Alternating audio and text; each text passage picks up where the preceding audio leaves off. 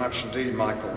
And first of all, I'd like to acknowledge you, Lieutenant Governor, you, Van Ley, you, Michael, and Professors Jane and Robinson for putting this conference together today here in Adelaide.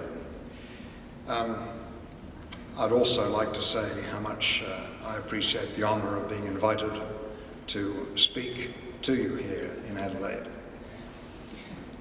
Now, I chose this particular topic because I think it's an area which we need to address to a greater degree in Australia than we do. But perhaps let me begin by essentially suggesting that in most areas, I think our engagement with Asia has worked reasonably well. I've never in my career felt the need to blame us for not doing enough by way of engaging with Asia. And I think you can see it in several phases. I think, in the 50s and 60s, we began with some real knowledge and real interest to engage both Indonesia and mainland Southeast Asia. This was done by necessity because of the major changes that were taking place in Indonesia, and of course we were heavily involved in the shifts that took place in mainland Southeast Asia, in particular with the Vietnam War. Now, I'm not taking a position here on the very complex and vexed issue of the correctness or otherwise of the Vietnam War. I just want to mention that because of our engagement with the countries of Southeast Asia, we developed links and a knowledge of that area which I think stand with us today and stand with us to our benefit today. Over the same period, I think you will see in the 50s, the late 50s, the beginning of our engagement with Northeast Asia, primarily on an economic basis, at least initially. That was certainly the case with Japan, certainly the case with South Korea, and certainly the case with China. Now, all those relationships have become much more multifaceted as the years have gone by, but it was essentially our resources industries that laid the foundation for the relationships with Northeast Asia and developed really a very solid economic relationship with all those countries. You only have to spend time in Japan to realise how much they rely on Australian energy resources and other mineral resources in Japan. It's really, very, very significant. Same South Korea, and obviously, I think, as everyone is aware, China. I'm not trying to suggest that, we've done everything with a huge amount of success, but I would put to you that the relationships are pretty solid with those countries. I think late into the game, we and the subcontinent have become engaged to a much greater degree than the first 40 years after the Second World War. It's really from the 90s onwards that we have begun seriously to take the relationship with India really seriously. And by the same token, because of the shifts in Indian foreign policy, by means of its far more open engagement in the rest of the world, remaining preoccupied, of course, with its borders, as it always will be, I think, but moving away from a world of placing the non-aligned movement in a central place in its overseas policy, its external policy, from a position in which its closest engagement probably was with the Soviet Union.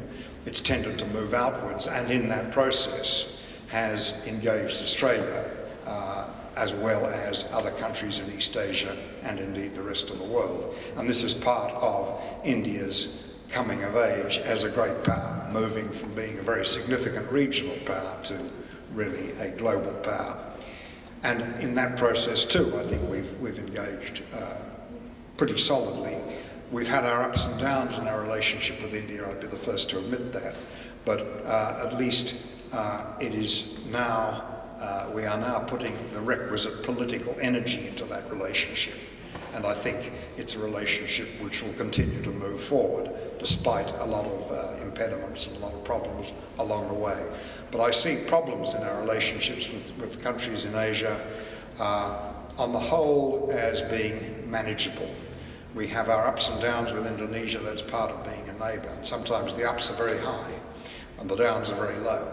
But nonetheless, it's a relationship that works. We have our problems with Japan. We currently have them with the whaling issue, quite a big issue in Japan. But by and large, it's a solid relationship. And I think we're moving in that direction with South Asia right now.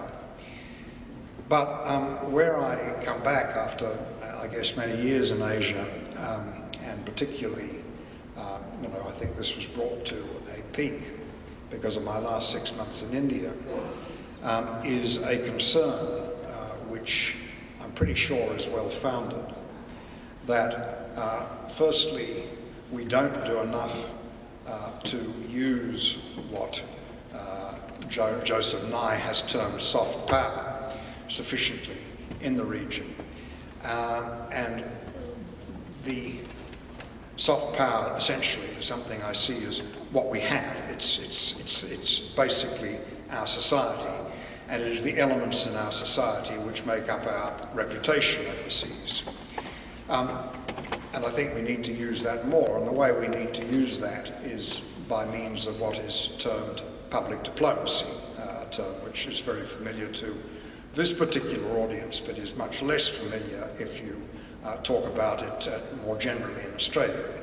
But I see public diplomacy as the conveying of information to overseas publics about what this country is about in the broadest sense. Not only in conveying soft power, but sometimes conveying messages about Australia which might be put more into the hard power category. It might be sort of fairly hard economic issues that are discussed in the projection of public diplomacy. It may well be strategic questions that are discussed in the projection of public diplomacy. But essentially, I see the greatest role for public diplomacy in conveying to overseas publics and institutions and groups what this country is essentially about. Not necessarily conveying government messages, but what the country is essentially about.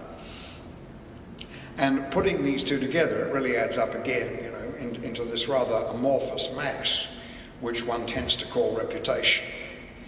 And I think the position that I come from is that having spent a number of years in Asia, our reputation is not necessarily as good as it should be over a wide range of issues, and we don't project it into Asia nearly as effectively as we should. Now, let me just develop these thoughts a little bit, and I think in that process I might make myself a little bit clearer. Just in reflecting on these subjects before coming over to Adelaide, I really tried to think through what do Asians, or what have Asians said to me? What are the basic messages they have conveyed to me over many years about Australia? These would generally be opinion formers that have conveyed these sorts of views to me, but not always. It can be, people one talks to generally in any society. And these are not exclusive. It's not meant to be a list that, I'm held up against. It's really impressionistic, and it's not really the work of solid research, but it just might be helpful.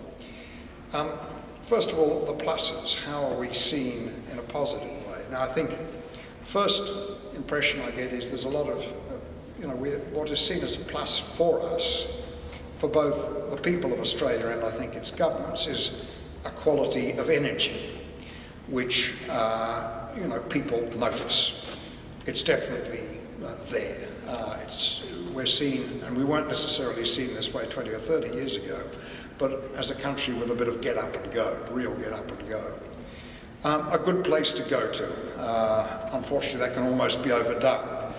In Japanese polling, Australia is seen preeminently as a good place to relax, but it is nonetheless a good place to go to. Effectively rather well-run sort of country, by and large. Not everybody is of that view, but it really comes through, particularly when people have visited for the first time. Okay on education, with some people seeing it as a real plus. In recent years it's been seen, or in the last year or so, the commentary on our educational skills has been much less positive, I think, particularly from the subcontinent. But I'll get back to that. Final area, there's a general acknowledgement that Australia is good on agriculture, good on mining, but much more knowledge somehow about agriculture, I think, than about mining, which is a bit ironic given that the benefits we receive from exports of minerals are much greater than the benefits we receive from exports of agricultural products. On the minuses,